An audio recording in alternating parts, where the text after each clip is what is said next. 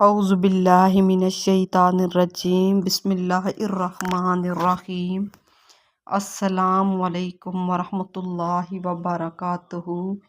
پیارے اسلامی بھائیوں اور بہنوں، کیا آپ جانتے ہیں کہ نماز فجر صرف ایک نماز نہیں بلکہ یہ اللہ تعالیٰ کے قریب ہونے کا سنہری موقع ہے۔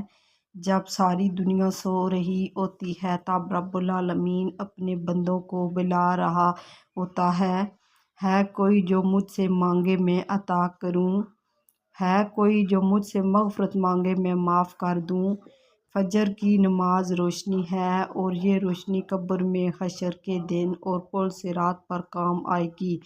نبی کریم صلی اللہ علیہ وآلہ وسلم نے فرمایا، جس نے فجر کی نماز باجماعت ادا کی وہ اللہ کی حفاظت میں آ گیا۔ اور ایک اور حدیث میں فرمایا، فجر اور عصر کی نماز کو جس نے پابندی سے پڑھا وہ جنت میں داخل ہوگا۔ پیارے دوستو، فجر کی نماز ہمیں کامیاب انسان بناتی ہے۔ یہ سستی، غفلت اور گناہوں سے بچاتی ہے۔ یہ دنیا آخرت میں کامیابی کی کنجی ہے۔ جو شخص فجر کی نماز چھوڑتا ہے گویا وہ اللہ کے سب سے بڑے انعام سے محروم ہو گیا۔ تو آئیں آج سے عہد کریں، ہم فجر کی نماز وقت پر ادا کریں گے اور دوسروں کو بھی اس کی دعوت دیں گے۔